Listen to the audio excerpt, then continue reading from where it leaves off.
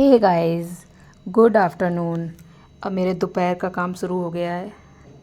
सुबह का तो मतलब सारा निबट गया, अब दोपहर का शुरू हो गया है। दोपहर के सारे ये कपड़े रखे हुए थे, सूखे हुए, तो मैंने सोचा इनकी तह बना दूँ, उठा के रख दूँ। और इन कपड़ों को तह बनाते बनाते मेरे दिमाग में एक चीज़ आई कि जैसे ये फैला हुआ है और कितना गंदा लग रहा है, ना रखने की जगह है ना कुछ। तो इसी तरह से हमारे जीवन में भी हम चीज़ों को समेटेंगे नहीं और चीज़ें ऐसी फैली रहेंगी तो हमारा दिमाग कचड़ा बन जाएगा और दिमाग हमारा हमेशा ख़राब रहेगा। इसलिए हर चीज़ को अगर ज़रूरत है तो रखो, नहीं ज़रूरत है तो उसे बाहर निकाल दो। कितनी अच्छी चीज़ सीखी है ना मैंने। इसीलिए हमेशा चीज़ों को कायदे कानून से रखो तो घर भी अच्छा लगता है और हमारा दिमाग भी स्वस्थ रहता है। बहुत सारे कपड़े थे, मैंने पर्दे, सोफ़े के कवर सारे धुले थे। बहुत ज़्यादा गंदे हो गए थे, काफ़ी टाइम हो गया था कि धुल नहीं पाई थी। और ये हमारी सीढ़ी रखी हुई है क्योंकि अभी थोड़ा साफ़ सफाई बाकी रह गई है। ऊपर अलमारी में मैं साफ़ करूँगी, कुछ एक्स्ट्रा सामान रखा हुआ है वो निकालूँगी, तो इस वजह से मैंने ये रख रखी है। अभी वो कर नहीं पाई हूँ, थोड़ा तबीयत की वजह से। आजकल थोड़ा सा बीपी लो रहता है, थोड़ा चक्कर फक्कर ज़्यादा आते हैं, तो इस चक्कर में थोड़ा हो रहा है। अब जैसी तबीयत ठीक होती है, थोड़ी बेटर होती है, मैं करूँगी काम। काम तो हमारा कभी बंद ही नहीं हो सकता है ना। तबीयत ठीक है तब भी करना, नहीं ठीक है तब भी करना है। थोड़ा कम हो जाता है, बस इतना फ़र्क पड़ता है। हर अलमारी में तो सांस लेने की जगह नहीं है, वो भी बोल रही है उफ़ मुझे बाहर निकालो यहाँ से, कुछ तो कपड़े कम करो। पर कपड़े कम करने के लिए सोचती हूँ, फिर जब निकालती तो सोचती हूँ यार ये भी कभी यूज़ हो जाएगा, ये भी कभी काम आ जाएगा, ये भी कभी काम आ जाएगा। फिर सारे उठा के दोबारा फिर से रख देती हूँ। ये हाल है मेरा। मैं कपड़े निकाल के फेंकती हूँ, फिर दोबारा रख लेती हूँ। जो ज़्यादा ही ख़राब हो जाते हैं उन्हें फेंक पाती हूँ। मतलब मैं जानती हूँ कि थोड़ा आदत ख़राब है, पर क्या करें, आदत को बदलने में वक्त लगता है। बदल जाएगी किसी दिन धीरे धीरे। और दोपहर का खाना बनने का टाइम पूरा हो गया है। दाल बन चुकी है और बस उसे छौंक लगाना बाकी रह गया है। दाल, चावल, रायता, रोटी, सब्जी। सुबह भिंडी और पराठा सेका था बच्चे के लिए। स्कूल गया था आरब, मेरा बड़ा वाला। छोटे की आज छुट्टी रहती सैटरडे की, तो वो भिंडी की सब्ज़ी रखी हुई है और दाल बन गई है, रायता, रोटी, सब्जी। बस दोपहर का हो गया लंच तैयार। उसके बाद फिर देखते हैं कि क्या काम रह गया है। काम तो करो तो पूरे दिन काम है, सच बता रहे हैं। घंटे 2 घंटे को हाँ टाइम मिल जाता है, वो भी निकालो तो।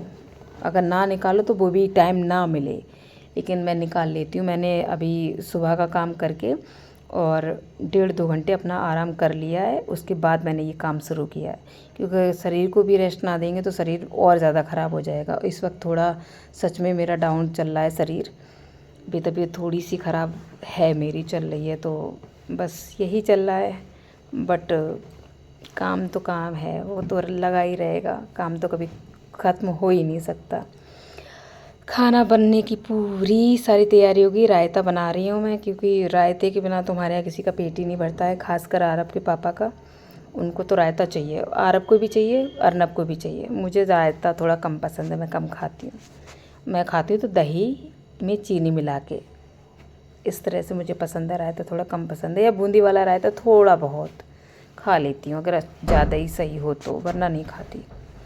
और ये मसाला वगैरह डाल दिया है, रायता भी छौंक गया है, दाल छौंक दी है मैंने, चावल बनने रख दिए हैं। अब आटा मल के रोटी सेकने का टाइम आ गया है। आटा मल के रोटी सेक दूँगी, क्योंकि ये अर्नब और आरब के पापा तो खाएंगे ही, और आरब जब आएंगे तो उनके लिए मैं उठा के रख देती हूँ, वो आएंगे तो उनके लिए मैं खाना दे दूँगी।